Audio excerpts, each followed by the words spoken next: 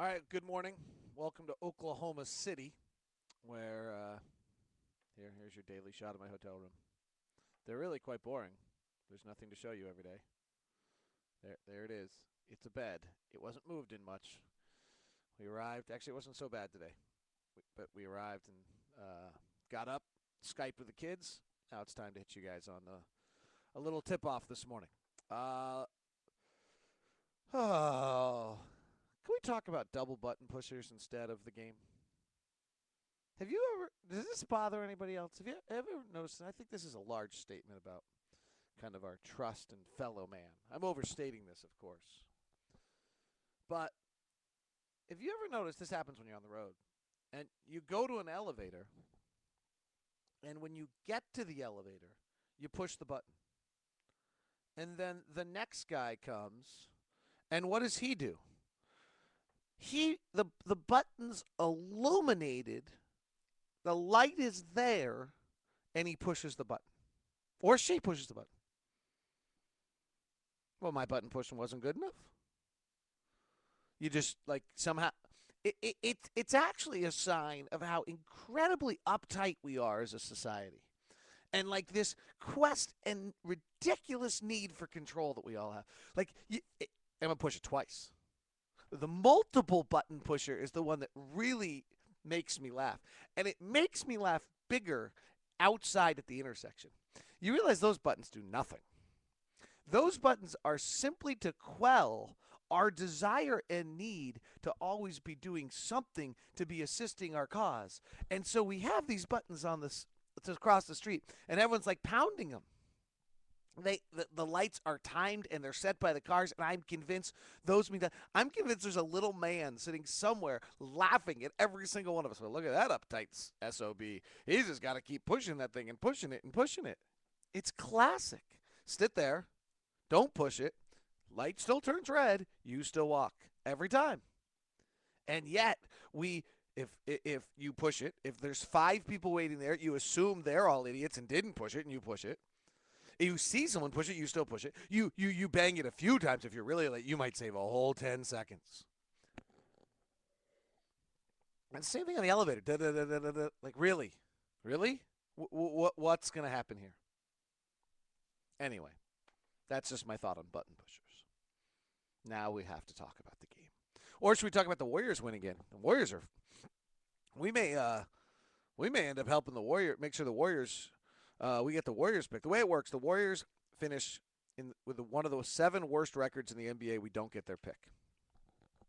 If the Warriors do finish with a record better than the 7 worst, so the 8 they're on, then we get their pick. The way the Warriors are playing and our performance last night, we may help this cause out a good deal by making sure that we finish below the Warriors. I think that might be an overstatement, but you never know. Let's talk. That was just terrible. I mean, the tone was set in the first few minutes of the game when Devin Harris throws 3 balls away and just comes with no energy at all. That seemed to set the tone. That told you a little bit of where this team was. I think, I think we got some guys that I'm not making any excuses because that was crap. That are beaten up, and they just Devin, namely, and I think they just thought they might be able to sneak through this one, and that's how you lose in the NBA. It was awful. The passing all night was the thing that was most representative of what was terrible. They were just soft, ill-advised, ill-timed, heading in the wrong direction. Really, just I mean, it was the passing what was so symbolic of where the team was, what they were doing, and how unengaged they were to the game. That's what jumped out to me. And your questions about a bunch of stuff. Remember, we're doing our I don't know how to pronounce it. Vocal. I think is maybe how you pronounce it. VOKLE today at noon. Lunchtime with Locke at noon today. VOKLE is the website I'll send out.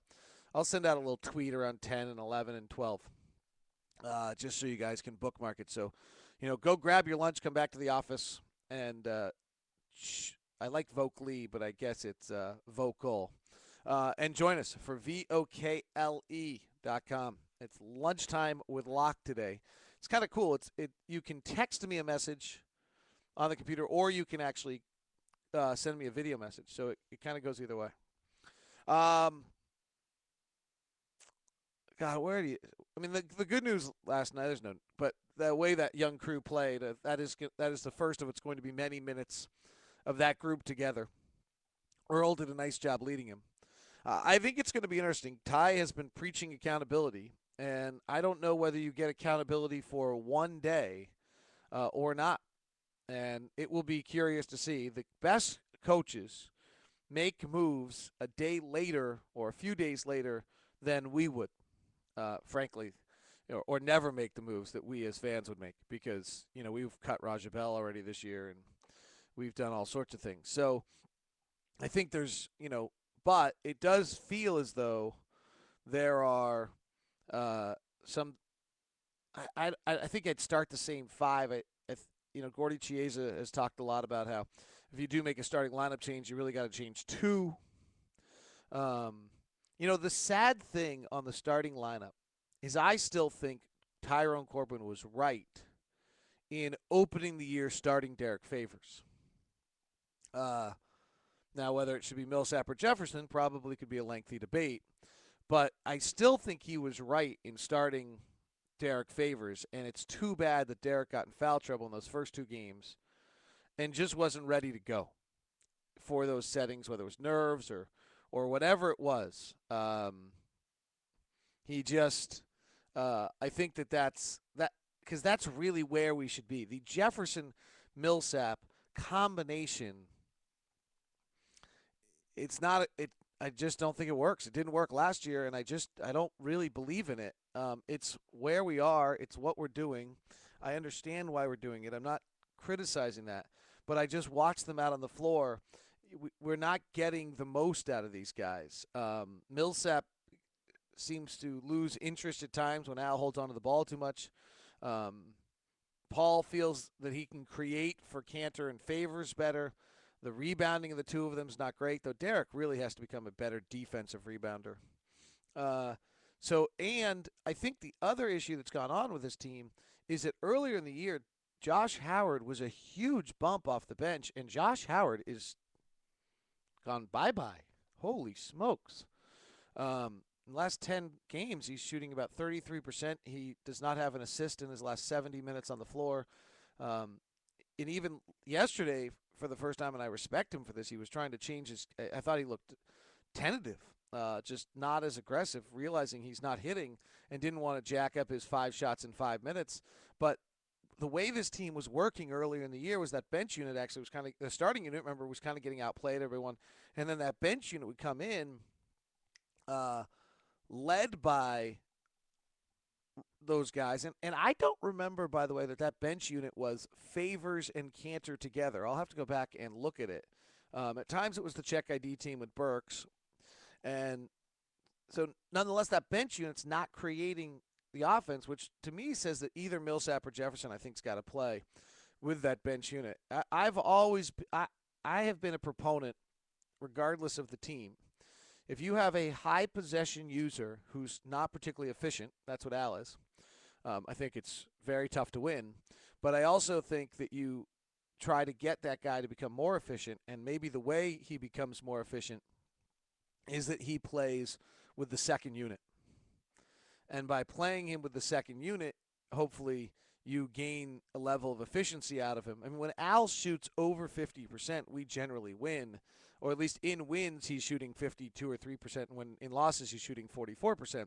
When he's inefficient and using 20 possessions, it's very hard for us to overcome. Though that was not the issue last night. Burks did play well. I would think that he has earned himself a rotation spot. There's nobody on this team or in this organization that doubts what he's going to be capable of doing. It's just a question of when he's going to be ready. I was talking to a scout, or actually a GM, when we were on one of these cities. Nice. And he was saying, well, we looked at Burks and we just realized he was 2 years away from understanding how to play, and you just have to know that. And that's probably true, but it might be time to start giving him some of those minutes, and then trying to figure out how to corral him inside of that. Um, but he is very aggressive. He wants to use a lot of possessions. He's not quite ready to use all of them, but let's let him rip for a while and see what he does. Talking to most of the guys, they believe he's going to score 18 points a game in this league. Now, the question is whether he can do that in the correct way that helps you win or not. Any other notes I have here that we should be talking about? Yeah, I mean, that game's lost in the second and third quarters. Those starters were on the floor, and it was awful. It was awful.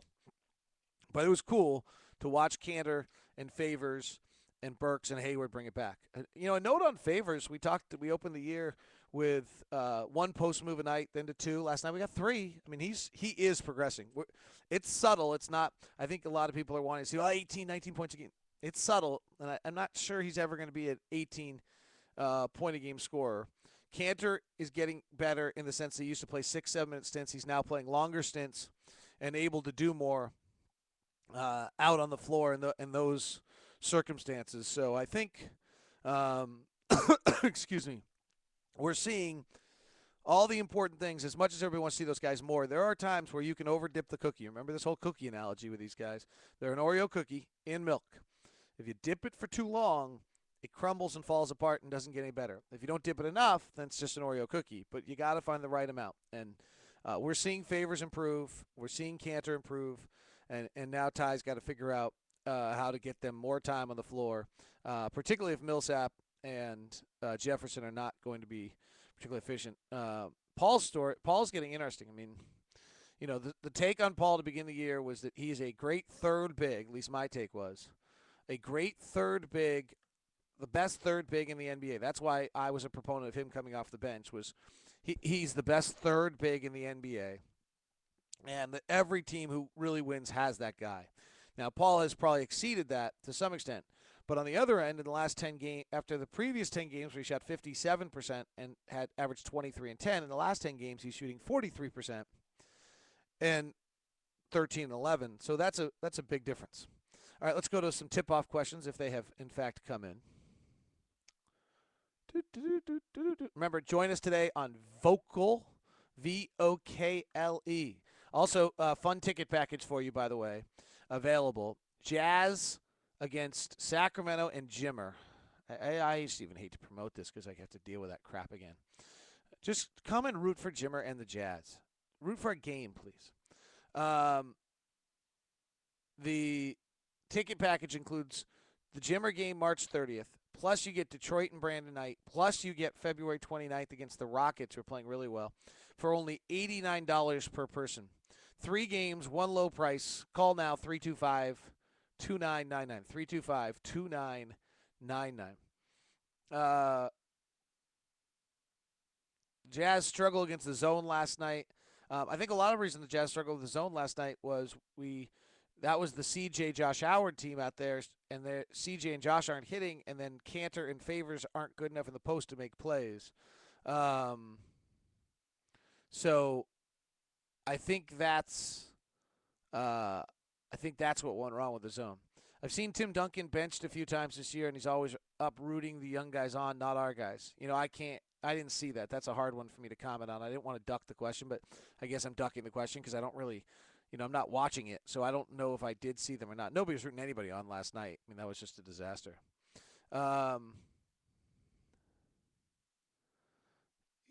C Sublime says every time Burks is on the floor, he's great. No, every time he's on the floor, he makes a highlight. Make sure you don't get lost in the disappointing thing to that. Vets on the bench with 5 minutes to go was not body language. So, I mean, obviously you guys saw something on TV. I asked Bowler and Harpring if they had any particular shots last night that told a story. They did not share that. Another person wants to trade for Steve Nash. Even if we only had him for 2 years, I don't think so. Maybe. I mean, but he doesn't want to come here either. I mean, you guys got to realize that a little bit, or at least West Golfer 23 does. I mean, if he goes somewhere, he's going to want to play for a competitor, and we're not. That's not who we are.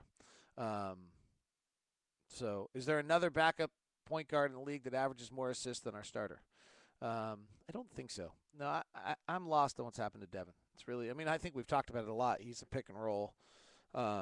he was a pick and roll transition guy, and we don't do a lot of that. But I also am beginning to think we don't do a lot of that because he doesn't necessarily do a very good job of it. Hey, before we jump off the cliff, okay, let's remember 4 things here. Okay, I'm going to end this with 4 things. 1, as much as we all don't like to believe it, it's in an 82 game schedule. This happens 3 or 4 times a year. It does to just about every single team. Maybe 1 or 2 don't, but just about every single team. We were blessed with Stockton Malone for a long time, and so we didn't think these things happened. But it happens just about 3 or 4 times a year. Okay, last night was ours. It sucks, but that's what it was. Number 2, the season never was supposed to be a playoff year. Anyone who thought this was a playoff year that wasn't named Kevin O'Connor, I thought was crazy. They're still somewhat in it. They may finish around 500.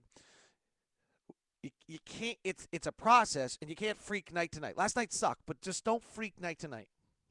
And they're still well ahead of where we thought we were. I think there is a feeling a little bit the wheels could fall off at some point here, which is what we expected the whole season. And number 3, it's about progression. Gordon Hayward's playing great. Gordon Hayward's 14 points, 3 rebounds, 3 assists, shooting 50% the last 10 games. Cantor is improving every time out there. The further he stays on the floor, that's a huge step. Favors, we're seeing it's a different advancement. It's further along. Gordon's the furthest. Favors is the next. He kind of lost last year between New Jersey. Cantor's, and now our 12th pick, Burks, is beginning to come. I mean, guys, this is really quite logical. You have the number 10 pick from last year in Gordon Hayward, who is got a bunch of time last year, has had more experience, played 2 years of college, and here he comes. You got the number 3 pick from 2 years ago who didn't play college, who played 1 year of college as the number 2 post guy behind Gawani Lawal, and then got a whacked up first year, and now he's coming. And it's slower for him, but he's coming. He's a big. It's slower for bigs. The number 3 pick is getting better every time, and now the number 12 pick's about to come. Okay? As much as last night sucked, really everything that's supposed to be happening in the big picture is happening right now. On that note, see ya.